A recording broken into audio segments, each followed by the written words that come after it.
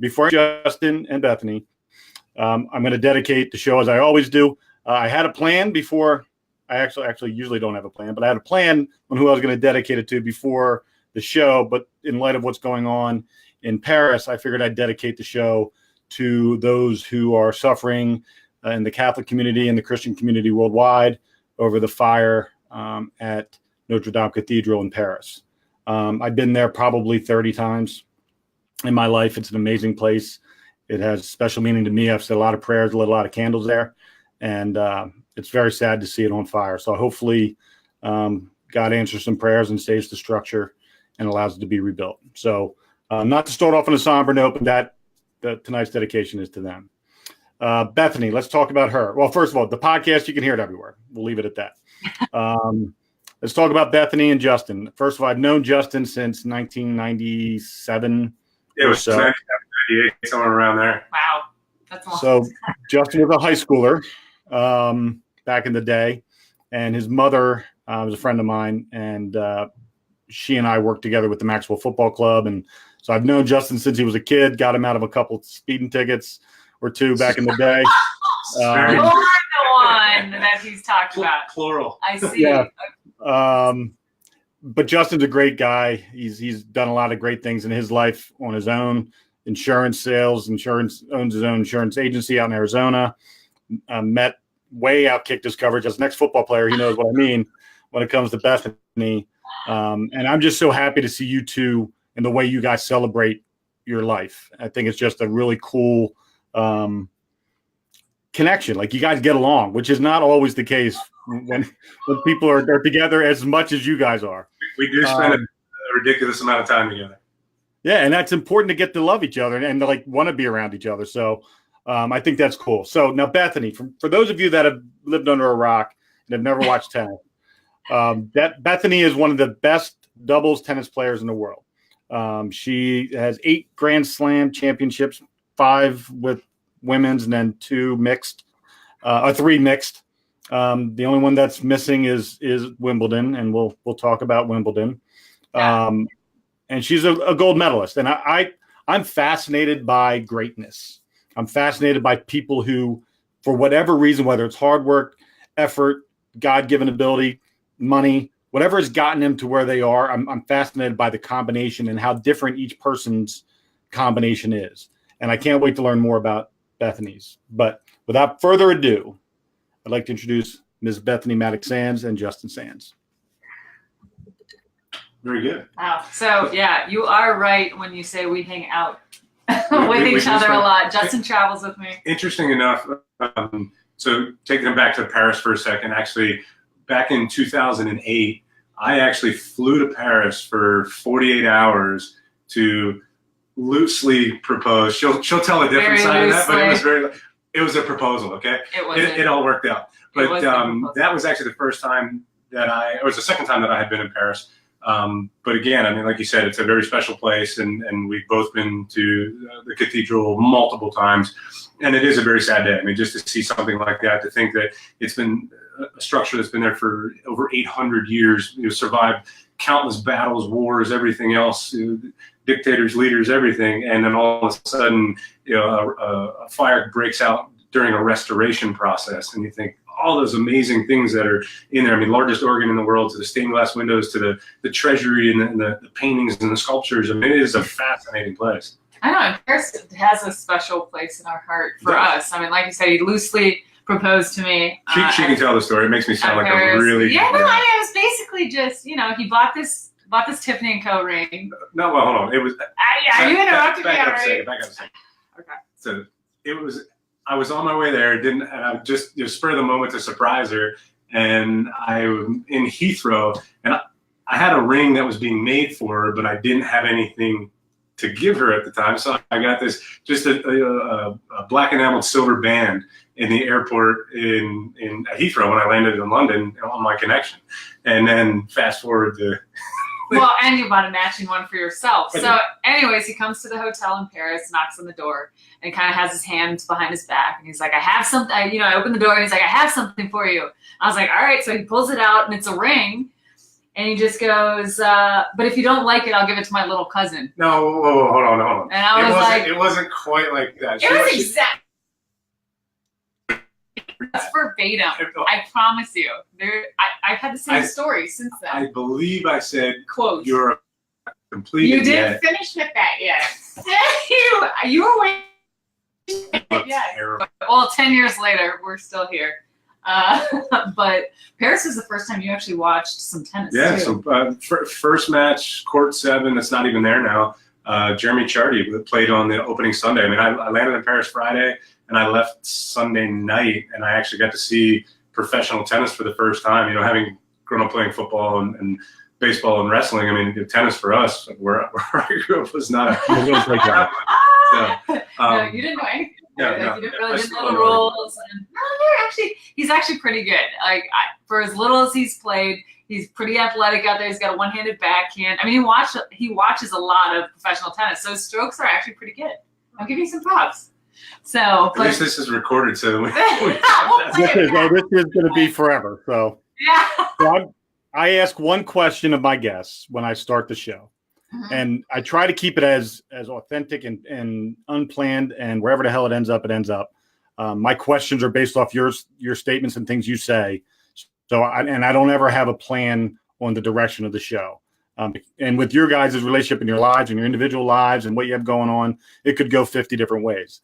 But the question I'm going to ask, and I'm going to ask it collectively because we're doing a collective show, who are Justin Sands and Bethanie Mattek-Sands? If you had somebody said, who are you? And you had like your elevator pitch, what would it be? My elevator pitch.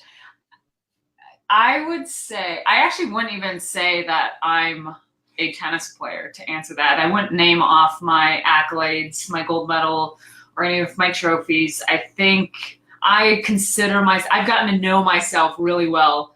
And I know, you know, just prefacing back to when you said you're interested in greatness, that's part of my journey there, is getting to know myself on the deepest level. And I just, Bethanie Mattek-Sands, unique and multifaceted. What everyone sees, there's about 50 more stories about me that I know about me and I'm comfortable with me, but that, you know, everyone out there doesn't know. And I think what I found to be interesting is that when I tell my stories about whether it be tennis, about whether it be challenges that I've faced and successes and ups and downs, I think through my storytelling, I think a lot of people take it differently. I think if I'm telling the same story and there's some kids listening, they're going to hear a different part of my life and my story and who I am than if an adult or a parent was listening. And I think that's one of the reasons why I like talking about my journey and talking about my story, because, you know, rather than just saying, hey, kids, you got to work hard, I like kind of telling about my experience, because I think, you know, inspiration is very personal. And, you know, one quote might hit someone a little differently than another person. It's kind of like, even for me, if I'm reading a book and I'm making highlights, and then you go back and read the same book a year later, different phrases and different chapters are going to stick out to you just because you're in a different point in your life. And so I feel like I'm a very evolving character. And I like that because I like being unexpected, even for myself a little bit. You know, there's certain routines that I love to do, but at the same time, I challenge myself never to be doing things because it's comfortable or because I have to. I always ask myself a lot of questions. I have a lot of conversations with myself about, you know, what am I choosing to do? Am I passionate about this? Am I doing this because I want to? And that's how I kind of, you know, move forward in my life. So I think, you know, I'm a very, you know, I'm just, I mean, one word is not my thing. I roll with my moods, and I think that's probably the biggest thing that I would say about myself. Love it. All right, Justin, let's hear. I mean, I got an opinion of who Justin Sands is, but let's hear what yours is. You probably won't be the only one of them that has an opinion. I would have to say that, you know, I'm an adventurous, determined, stubborn, well, lovable rock. How's that?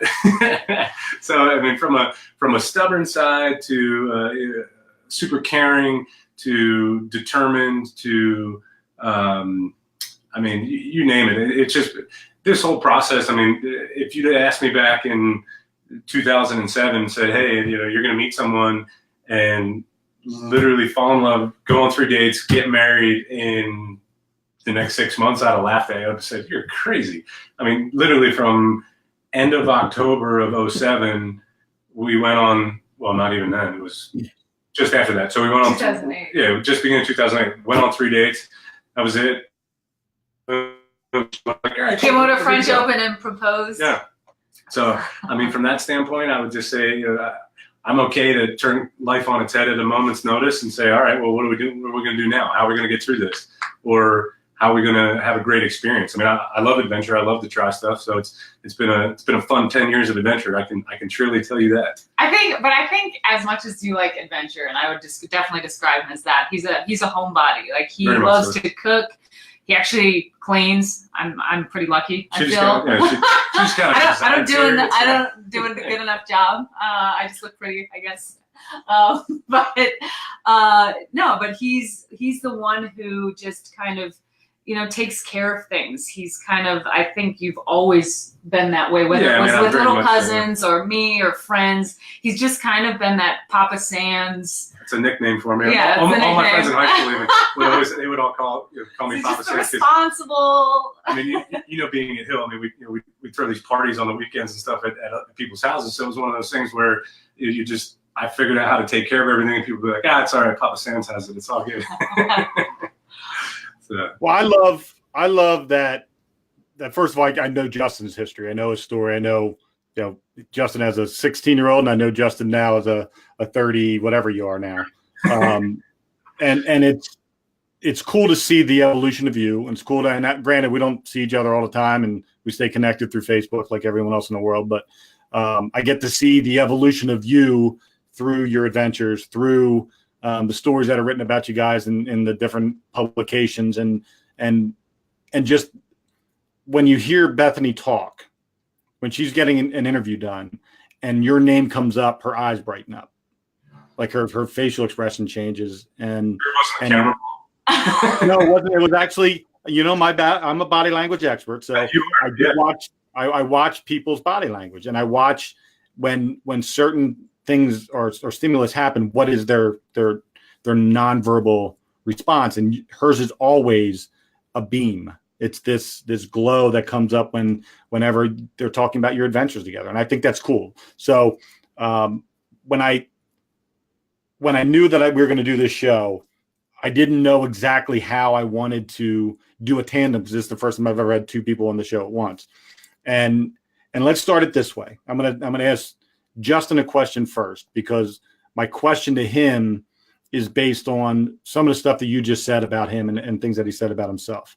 Justin has always been the kid who dreamed big and had a plan on how he was going to get to every place he ever got to, whether it was winning the Maxwell Award, whether it was going to play Division I college football, whether it was going to try out for an NFL camp, whether it was going to move to Arizona and open up his own agency and all these things. He had a plan, and he knew exactly what was going to happen when he got there, because he just knew that was going to be his determination. And the thing that I think that is the most cool about Justin is his loyalty to his friends and family. And he has the same friends today that he had when he was 16 that he does now. And they're just as important today as they were back then. And that's always been kind of his gift, is to always make his friends feel like they're his best friends at all times. And even when he would be at the Maxwell's acting like an idiot, those same knuckleheads would be with him every single time at the same bar or in the same part of the casino. It was like this every year was this it was like Groundhog Day. Yeah. I saw the same group of knuckleheads with Justin every year, having the same great time that they always had, and he was always there providing that. So, Justin, when you looked at your life from the time you were 16 years old until today, is there any part that surprised you, and or other than obviously getting married after 6 months and falling in love and all that kind of stuff, but is there any part of your life that you said, I really had no idea that was going to happen, but I'm so glad it did or did not? Yeah, I mean, for me, from the time I was a little kid, I mean, playing football and wrestling and everything else, I mean, it was, do everything I could because I wanted to play at the next level football-wise, whether it was NFL or CFL or what have you. So, I mean, I spent every waking hour determined, training, practicing, doing all of that. So I would say, to the point where post-college, where it was that one day where, you're not good enough anymore. That was probably the hardest day I've ever dealt with, or at least I thought that was the hardest day that I had ever dealt with at that point. And I thought, well, up to that point, I didn't think of anything else. That was it. That's all I wanted to do, was be a professional athlete or play football or what have you. And I knew at some point, I could do other things or whatnot, but I was so goal driven for that. And when that didn't happen for me, and I had an injury my senior year and some other stuff, that was really, really hard for me to swallow. I mean, that affected me for quite a few years. I would say, not from a depression standpoint or anything like that, but it mentally sets you back a little bit. You're like, wow, that was the thing that I wanted the most in life, and it didn't happen. So it's like, okay, well, now what do I do from here? So it took me a while to really wrap my head around that and understand it, and then kind of move forward and realize that, well, you can still have an amazing impact, whether it be in sports or people's lives or motivating them or coaching or whatever else. So it was definitely one of those turning points in my life. And that was what probably was there because everybody I've ever talked to that's went through adversity, there's a defining moment when things changed. Like when you say that you said I struggled with not making it to the something that you dreamed of your entire life, and it set you back a little bit for a couple of years. Was there a moment, was it just you waking up one day saying, get out of your own ass, son of a bitch, go do something? Or was it a moment where somebody said, Justin, get out of your own ass, you son of a bitch, go do something? It was, because I graduated Albany in December of 2005, and then 2006 and part of 2007 yet, I was still talking to teams, and I'd get an arena tryout here, a CFL tryout there, or something like that. So it was, it really wasn't a long period of time, I would say, until I actually met Beth. But yeah, I mean, it was one of those hard realities that I didn't want to face that. I'm like, no, I'm good enough. I can do this. And sitting back there and saying, okay, I'm not good enough anymore. And that's okay, because you see that with a lot of situations, even in tennis, where someone may be an amazing collegiate player and they might be an NCAA champ and everything else, and which is incredible, but they might not make it at the next level. But at some point you realize that's okay. There's nothing wrong with that. You can still be an incredible individual. You are an incredible individual, and you can still be driven and goal-oriented, and take all of those things that you learned to get you to that specific point where you weren't quite good enough to play football at the next level, but you can then turn those into and apply those things in life. So there's a method to my madness. For I'm asking you the question first, because I know what Bethanie's father does as far as the mindset training and all that kind of stuff, right? Does he do that kind of training stuff? Yeah. So, and that fascinates me. That's my human behavior is literally the thing I wake up and dream about every day is why people do what they do. And I know Justin. I know his effort, his intensity, the things he focused on, and how hard he worked. And sometimes you just don't reach that greatest level. You just don't, and that's just real, and that's just the way life is. But some people do.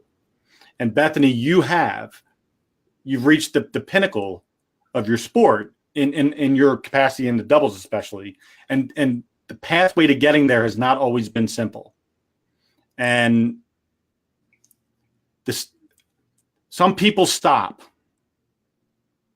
even though they have greatness in them, because they're afraid of the effort and the work and the rejection and the failure that comes with achieving greatness. At what point in your career, obviously you were a pro tennis player for a while before you actually hit the levels that you've hit. Was there a point in your career where you said, I don't know if I'm ever going to be great?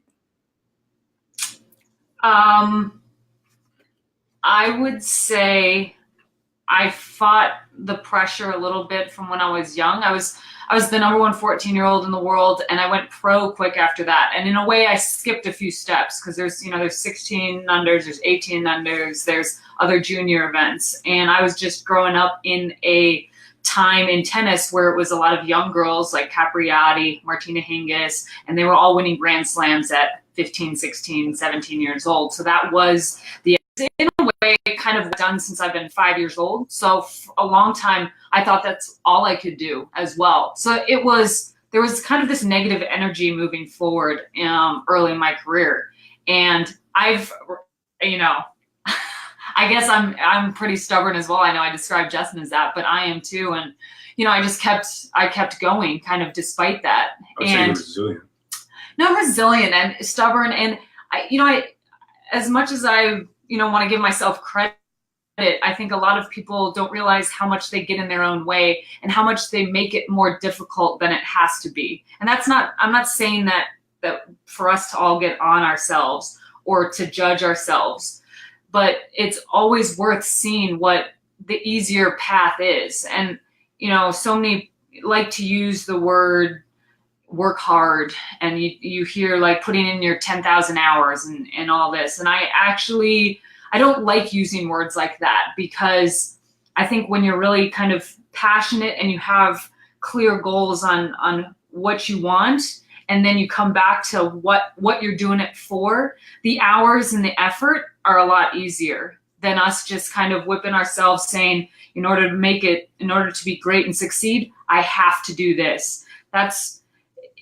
Trust me, there's a few people that achieve greatness that have that story, but I can give you a million more that have failed with that recipe because they quit, they got tired of it, or they got hurt and they just they didn't have that mental determination at some point and they gave up. And, a lot of them don't even give up with the realization like, hey, you know what? I did my best. I'm really happy with it. Like I know one person that, had potential for a high level and then worked hard and then just ended it like that. Like it's, like Justin talks about, you spend some time beating yourself up. And, I've gotten, like I said, when I started, like I got to know myself really well over the past few years. And I've had some really deep, intense personal conversations with myself. And me. And Justin, yeah, and I've talked to some sports guys, and it's just, you have to dig deep. You got to ask yourself the hard questions. It's not about, am I doing it for Justin? Am I doing it for my dad? Am I doing it for fame? And it's not saying none of those are bad or good. It's not even putting a judgment on it. I think it's more just really being honest with yourself, what you're doing things for, what you like and what you don't like. At this point in my career, I use emotions as a telltale sign. If I feel happy or passionate, I'm going with that because something. And I go for reactions, gut reactions. If I'm upset in the middle of a match or I'm frustrated, I'll take note that that emotion came up because it means something else. It could mean that I was upset about missing something, but it's usually something deeper. I'll give you an example. Missing a shot when it's a tight point in the third set. This anger or frustration comes up, and you could say easily like, it's because you lost the point. But it's more than that. It's you all of a sudden have these thoughts maybe deep down and that says, I can never get past this point in a match, or when it's tight, I always lose. And it's things like you don't want to admit to yourself because we all on the outside know like, hey, I got to be positive and, hoorah. And I don't like that approach. Because if it's not my first reaction, there's something in the way. And I think once I started realizing that most of the challenges ahead of me were because I put them there, that was a big turning point in approaching the challenges that I did have, for example, knee injuries and things like that were slowing me down. But once you kind of realize the power you have to choose your attitude, to choose the question that you ask yourself, to choose how you go about your day, choose how you wake up, choose what you focus on, initially it's scary because it's a big responsibility, but once you get in the habit, you really become empowered. And I would say that transition helped me from just playing professional tennis when I was younger and not really enjoying it to getting all the accolades and success that I have now at the age of 34. I think that's amazing because, and while we know of each other, we've only met one time, you and I, and this is actually our second meeting. I've never been great at anything in my life. I've never been great. You're pretty great at producing people. But now thank you. You teed me up. Perfect. What I found over the last couple of years is that my greatness isn't a thing that I do. It's who I am and what I provide, what I give out to other people. Like that's my greatness. And that's what I figured out when I spent a lot of years angry and pissed off. My brother was killed when I was 18 years old. And I was angry for 13 years about that. And I got nothing accomplished in my heart. I did things. I accomplished things, but I didn't do them with any intention or purpose or with any feeling. I got married and didn't have any passion or love for my wife. I had a child, didn't have any passion or love for my daughter. But I was a good father and a good husband because that was my job. But I didn't feel anything through those things. And when I realized that, just like you were saying, your mindset and the way you approach how you feel and how you utilize those emotions and what do those emotions mean, and when you can capture those and put context to them all and define them, things become very clear. And I think part of the greatest part of your success is that it didn't happen right away. Is that while you were amazing, you were number one 14-year-old in the world, you weren't when everyone else was on the same playing field in the professional level, you didn't achieve the level of greatness that you had expected or was expected of you at that time. And I think as you matured and grew older, the value of what does it mean to me to be great isn't necessarily winning every major out there. It's an internal thing, right? Like you have this own level of greatness that you want to achieve. And I don't know if you could ever put a trophy behind it or a title behind it. Does that make sense? Yeah, definitely. And I think it's important to also realize on a deeper level, just, greatness is kind of up for opinion too. I mean, one person who doesn't know tennis doesn't think I'm great.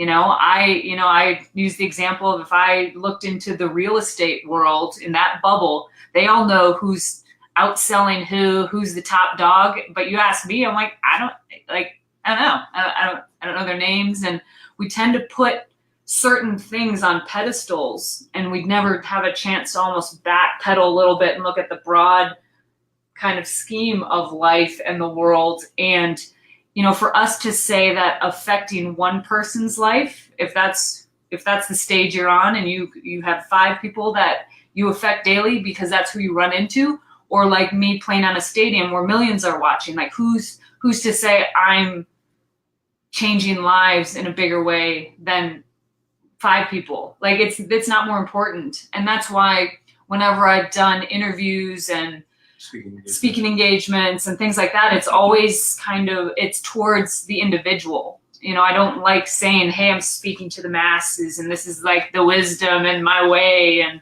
all the things, because, if I just have a few people saying they were inspired to start playing tennis or made their day better. Well, you didn't know Charleston, all the women that came up to you. Yeah. And to me, that means a lot. And then it's funny because sometimes they don't know all my stats either. It's not like, I got to jump in and tell this though, because we were just in Charleston, South Carolina last week for the Volvo Car Open, and she wasn't playing, but the tournament had her come down, do some activations and so on.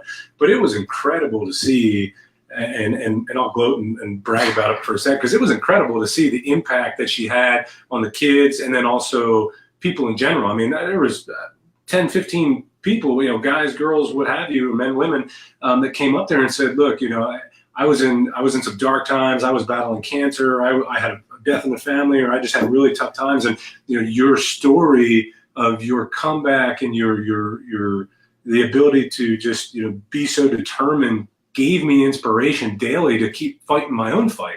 And I'm like, while I'm not making light of the horrific knee injury, it was still just a knee injury. I mean, she wasn't fighting cancer. She's, all this other stuff that everybody else has going on. And it was amazing that her story and drive and everything else just resonated with them. And it wasn't because she was raising trophies. It was just because she was, working her butt off to try to get back and determined every day. And it was that outlook. And those people attached to that, which is fascinating. But I think an example is too, I'll ask myself, like, all right, who won Australian Open in 2003? I don't know. Do you know? I mean, we can look it up. I know them. I'm sure. I'm positive of that. But it's, when I hang on to like everything I've accomplished, it's really fleeting. Like and I'm not saying I'm not proud of it, and I don't have my trophies up or my gold medal, but it's just, my knee injury almost made more impact than I had won slams before that. I was number 1 in the world before that. And then the impact didn't really come till I had a knee injury and came back. And, I was being interviewed on ESPN, and they asked me what my biggest accomplishment was from coming back from my knee injury. And the year I came back and played Wimbledon the next year. Last year. Which was last year. So on the surface that I got injured on, I went back. My goal was to play the next year. And I did. But I wouldn't say that was my greatest comeback. And then later in that year, in August, I won US Open mixed doubles, and I got my 8th Grand Slam title. And I wouldn't say that was my greatest achievement. I had made a decision after I got injured to do a little dance with my partner in the hospital. A couple friends of ours where Sean T was kind of choreographing the moves. We had a dance in Australia. Obviously I couldn't dance. I had to be sitting in my bed, and I made the decision to do it and to video it because I hit a point where I was like, all right, I've preached about how important it is to choose your attitude no matter what your circumstances are. And I was like, I got to own up to it right now. So I kind of put myself on public blast a little bit that's what I believed. And I was going to decide to make the best of what I could where I was at. It's still about being honest with where you're at. It's not like I was going to jump out of my hospital bed in 3 days. That's not what the positive attitude was going to do. And it was actually pointless to even think about playing tennis again because that was too far away. I would have been a little defeated if I had to think of that.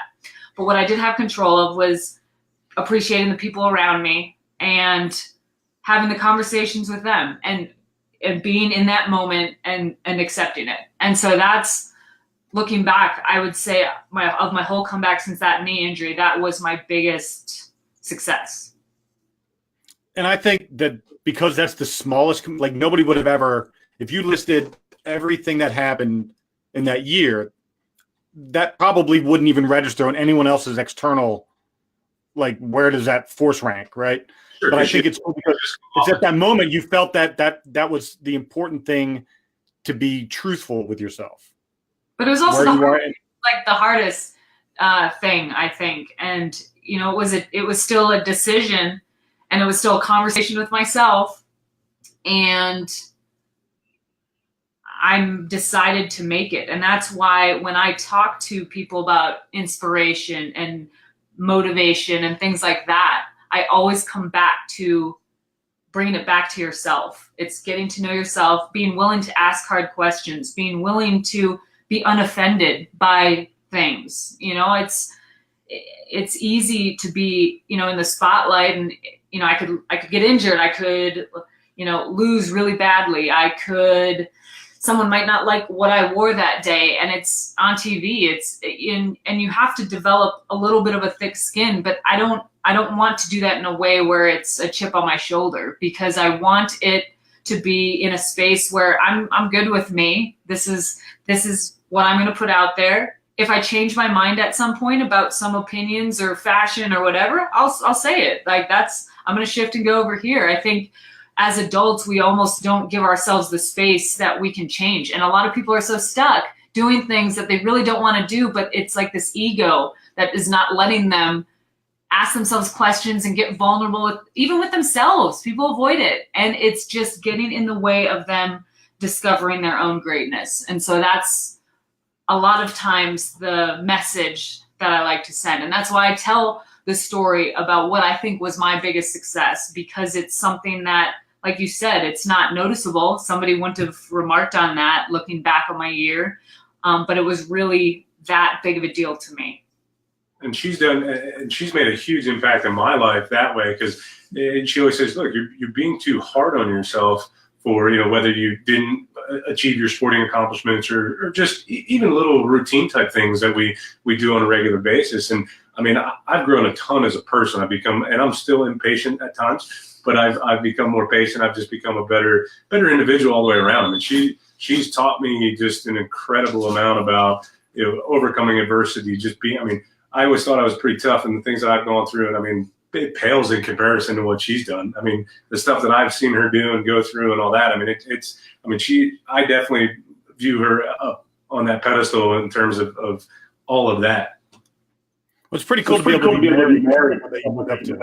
Oh, I mean, and my biggest fear is that she won't be inspired by me, and that I can't inspire her enough to, whether it be to keep going or not get discouraged, or because in all the bright days and all the great days, there's you do get a few dark days here and there, or moments, I should say, not even days anymore, but it is hard. It's picking her up off a court, or having to tie her shoelaces back in 2014 or 2013 when she was getting ready to get on the court at the French Open, because she just couldn't even bend over to tie her shoes because her hip was so bad. There's things like that where it's like, man, I don't know how she keeps going.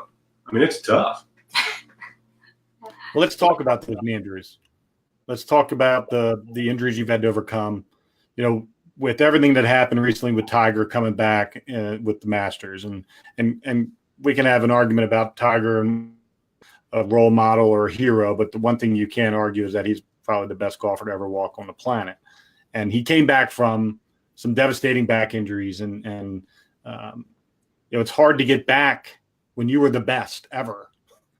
And then the fall from grace personally, and the fall from grace professionally, he was at the bottom, and he came back and he won another Masters. And while I think that is impressive, it's golf. It's golf. And it's a physical sport, but you're not running around, slinging your body around, putting all kinds of torque while moving on your body. So it's not even remotely close to tennis. So while I appreciate what Tiger did, I'm a little biased because you're Justin's wife, so I do pay attention to what's going on with you.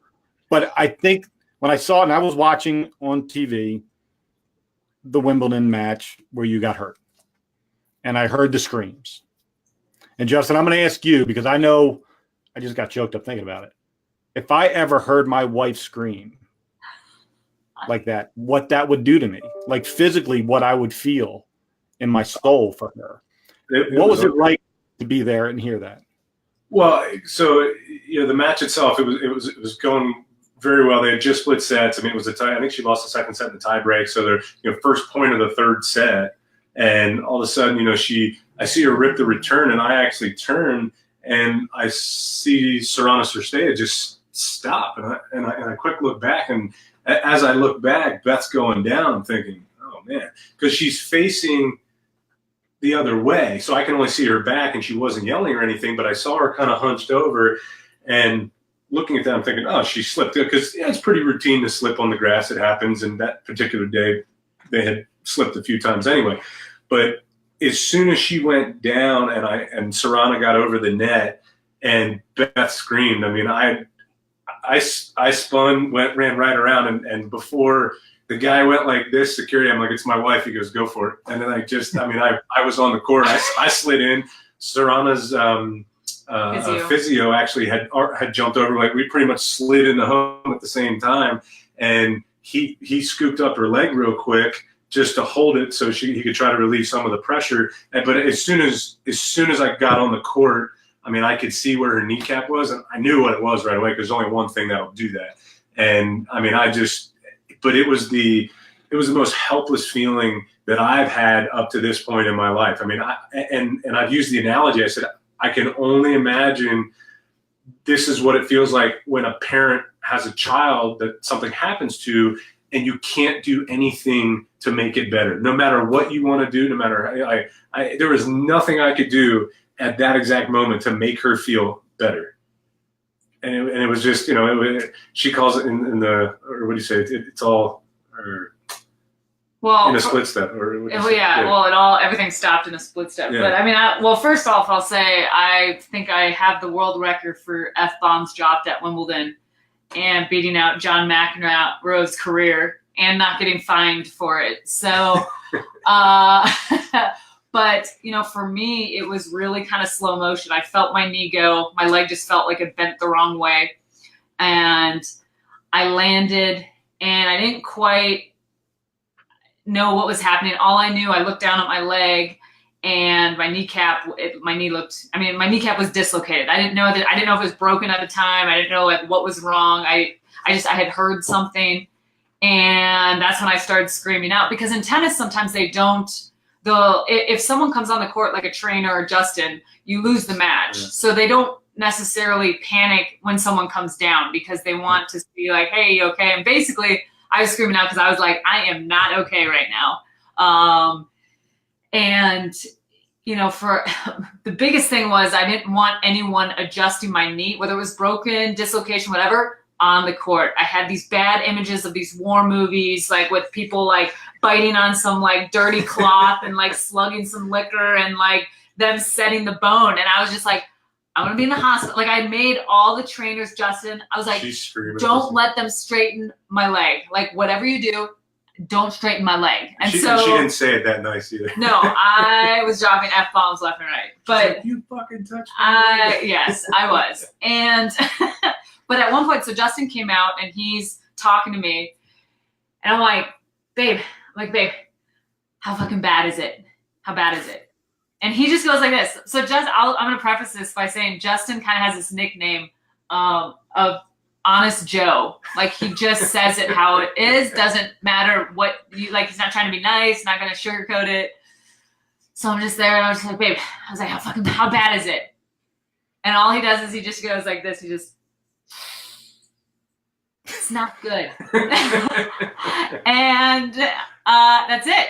And then I said, no. I said, am I going to be able to finish the match?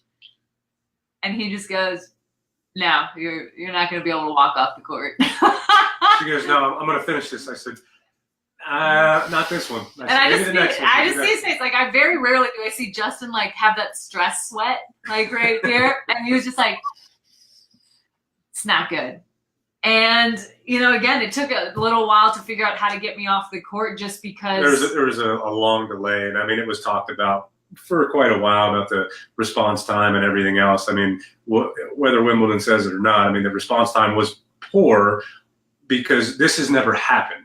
So in all fairness, I mean, it wasn't handled appropriately in my opinion, but at the same time, nothing like this has happened. I mean, this is pretty much the worst knee injury in tennis. I mean, minus when James hit the post that time, but as far as that, they didn't know how to respond. They didn't have enough medical staff. Well, it's not like football where they got the golf cart right there in case someone can't get off the court. And there's like extended period of time. There's a system to get someone off, so it was extended. And then, you know, on top of it, it was excruciating. I mean, I've had 2 hip surgeries before. I've torn my rotator. I've broken a thumb. I've broken my foot, and this was the most painful but my adrenaline was going so hard. Like, they were giving me. They were hitting her with morphine. They were giving me morphine on the court, and they were starting to talk above me because I don't know if they thought I was going to be out of it. And I could hear them, and I talked to them. I said, because they were asking Justin about allergies. I'm like, I'm awake. Like, are you guys giving me water? Like, I still feel like I was so. Her adrenaline blocked it. Amped. And I mean. To the point where I was like, yo, don't give her another one. And I was disagreeing with him because I'm like, I feel everything. It's pain. Like, this is so fucking painful. Like, she'd OD'd. I mean, it was like, obviously but not, it was bad. It was brutal. Yeah. But I will say, a year later, I went back to that court.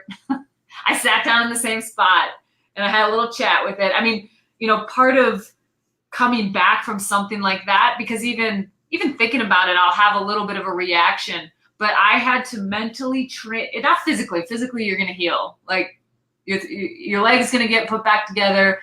If anything, it actually might even be stronger. That tendon might have a little less flexibility, but it's going to be strong. And, you know, the surgeons all guaranteed that as well. They're just like, I mean, basically what they said is you'd have to rip everything else out before you would actually rip that tendon again. And I was like, well, all right, like that's not super helpful. But for that, you know who you're talking to, so. but that's like what I had to mentally do, like literally visualize that split step, and I had to visualize doing it. I had to visualize how I felt, and I had to visualize not hesitating.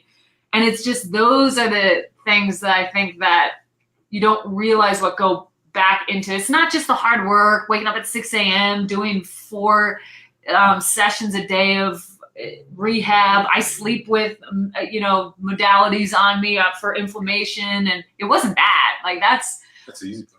You know, whether I was coming back to play tennis or not, I wanted a healthy knee. Like I wanted to be fit and, you know, post-tennis career. So I think it's more of getting back on the horse in a sense where I had to not only just get up, I had to be confident with it. And I had to not even think about it in the middle of a match. And I remember when I came back and my knee was feeling better and I was at practice, and I remember having that same split step, same situation. It was on hard court this time.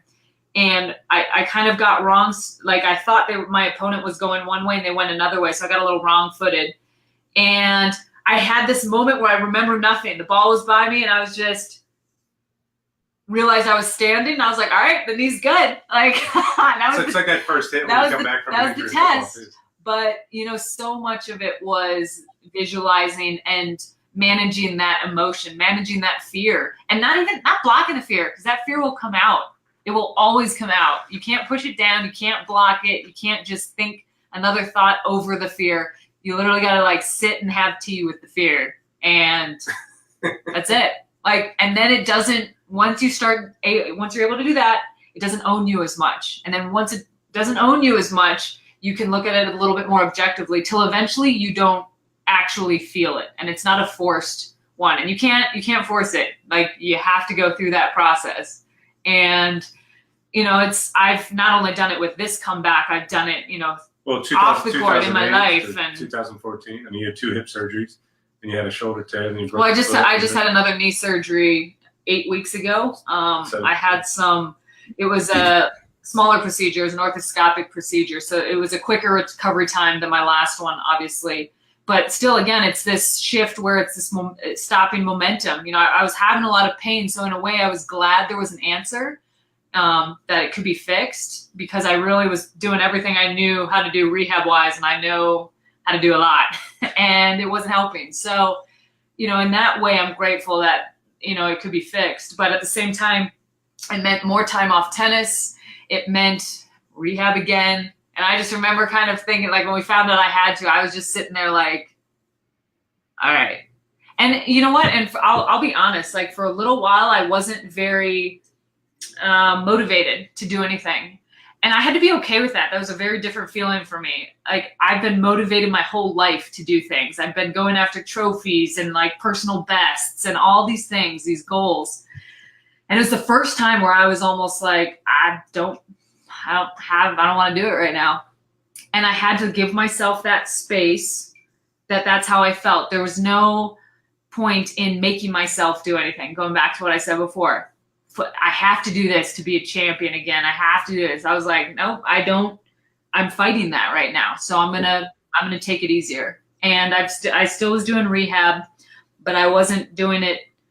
I was doing a lot of off-court things actually in the past few weeks, whether I've been doing TV, my fashion line, and started my foundation and skincare line, and things like that, that's actually another topic too, is figuring out that I could do things other than tennis, which is a big deal. But, you know, once I got to 6 weeks, I was starting to get the itch again, but I wasn't forcing it. Cause I mentally wasn't, I knew it would come back, cause that's kind of ingrained. That's who I am.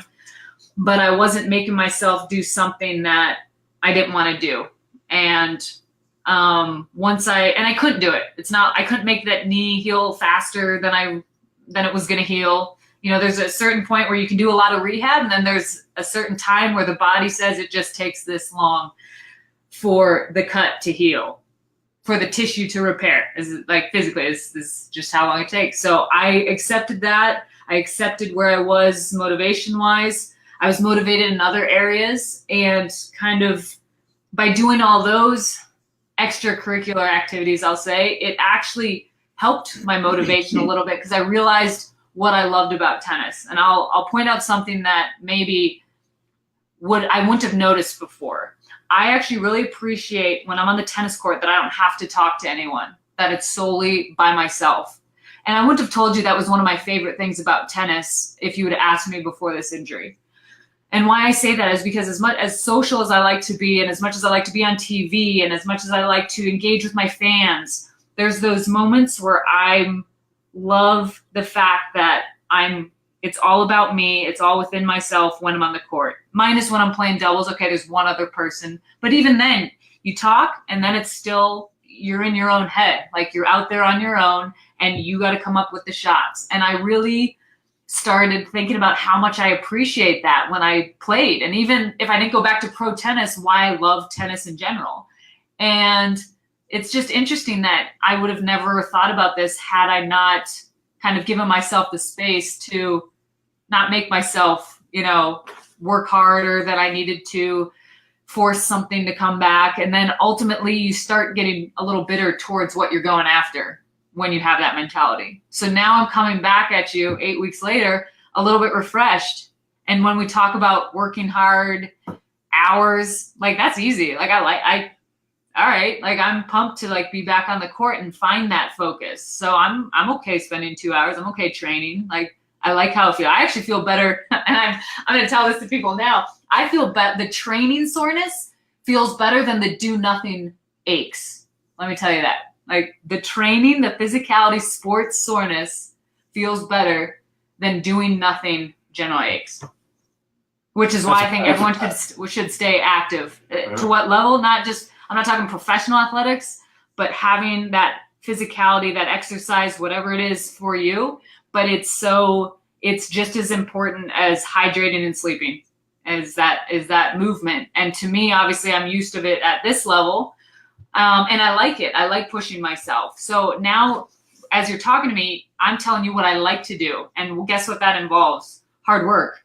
But you're like, okay, it doesn't seem like hard work because Bethanie likes it. So then nobody even counts that as hard work, because they're like, yeah, but if you're doing something you like, is it hard work? And so that's why I don't love to use that word, because so many times when you see people putting in the time because they just get caught up in doing things they like, we don't count that as the 10,000 hours. We only start counting those when we start saying, I don't want to be here, but I got to do it, and I got to grind, I got to get my hours. And that's not the way. I think people are going to be very surprised at that last part of this conversation, that people don't always understand how amazing it is to finally figure yourself out. Like, it's a journey. When I mentor kids, I'm explaining to them that there's not a single moment in your life that is individual. Every moment in your life is tied into the next moment and was preceded by the moment before, and they're all connected. There isn't anything that happens in your life that's by itself, stands on its own, and everything else sort of happened around it.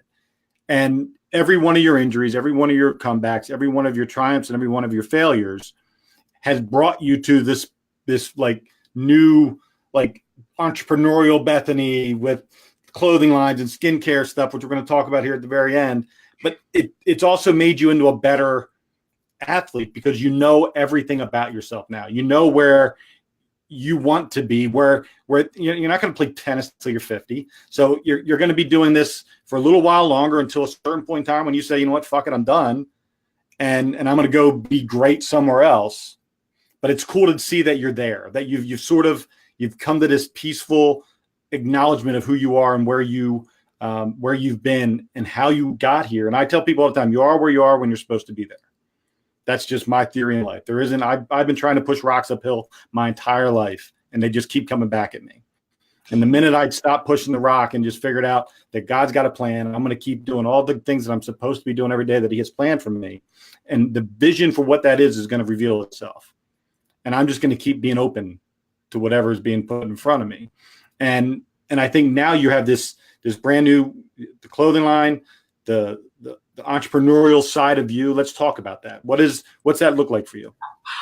Oh man, well, Justin has a big part in this too, and we're a team. I mean, we're definitely the Sandstorm, which is another nickname Justin had in college, which I've adapted. So this is the Sandstorm. Right. We're renovating. Except that was a defensive call. You know, it was the other D tackle calling Sandstorm because I'm coming around the end. But I like it though. It's staying. It's here to stay.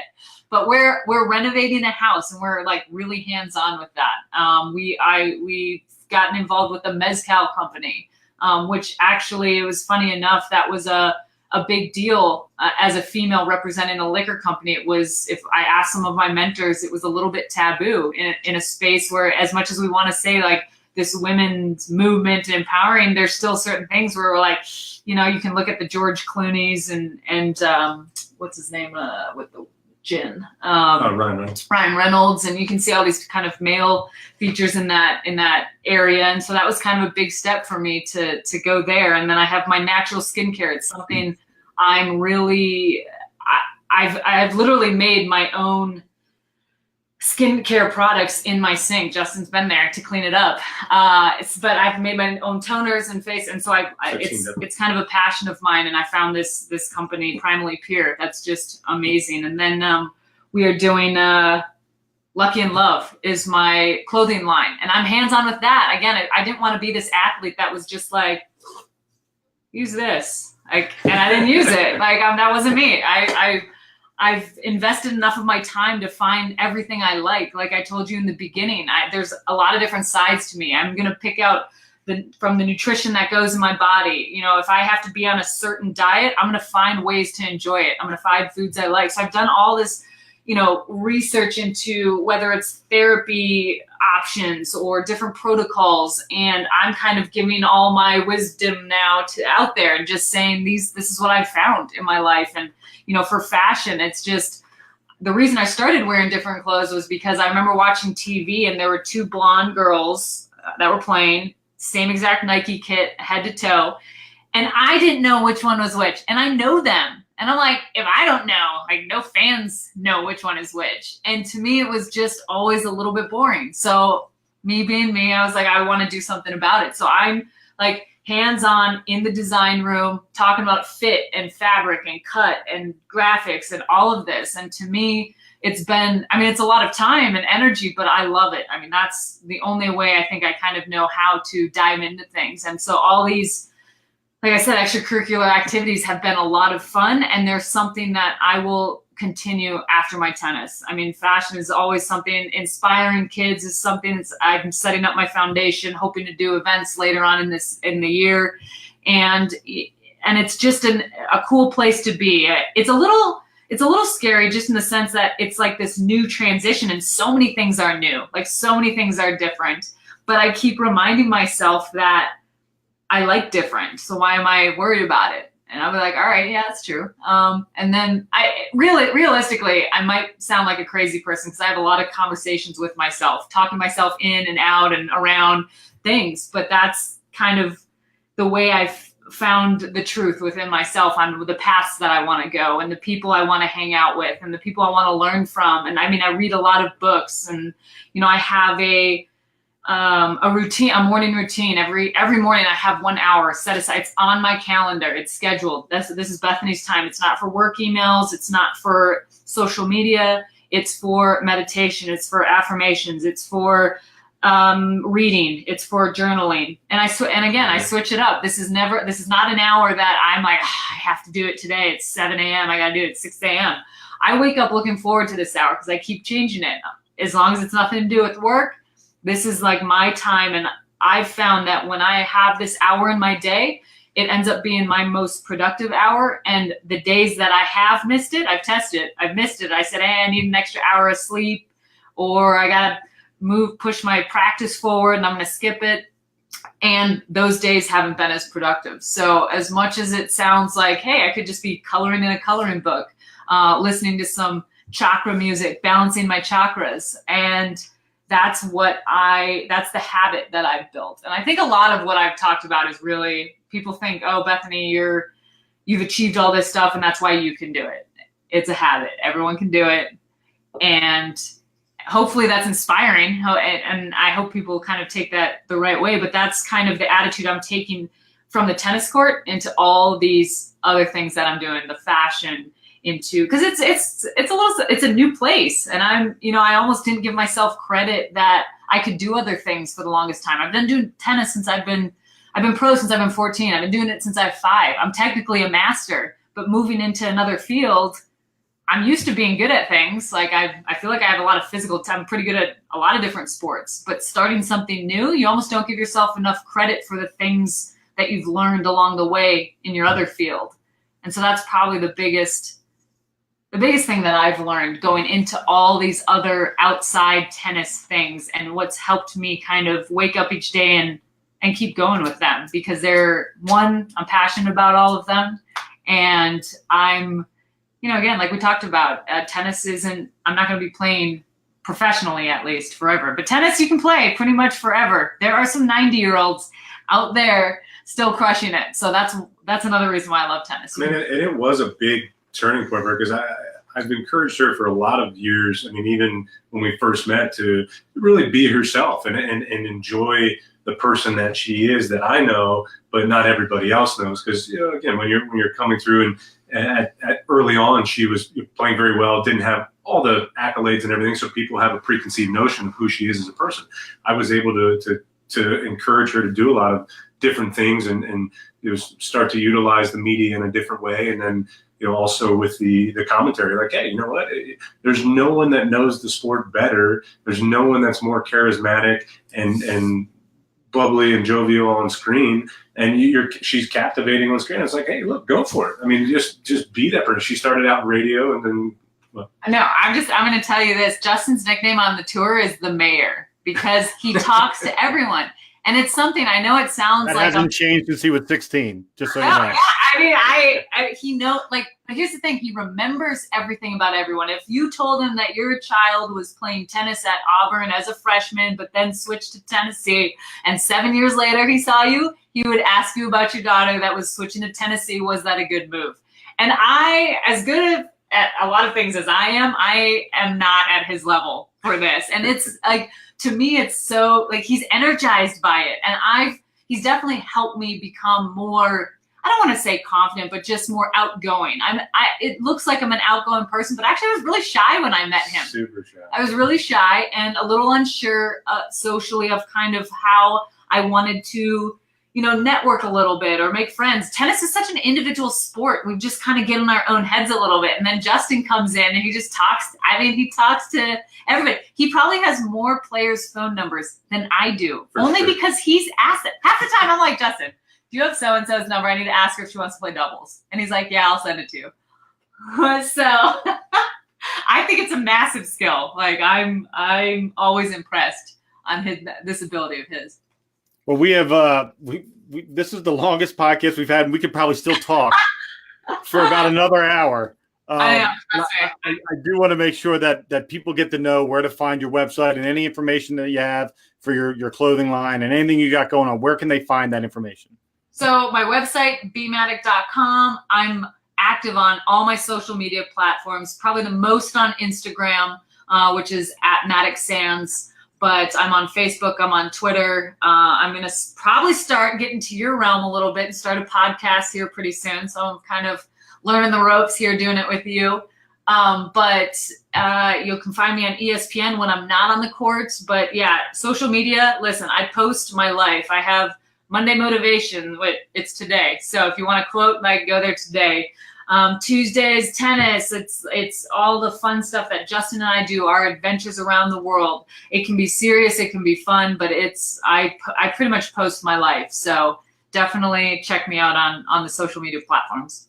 Well, it's been awesome. Hang tight, guys. Don't close out your video connection there. We're going to finish up, you and I, later.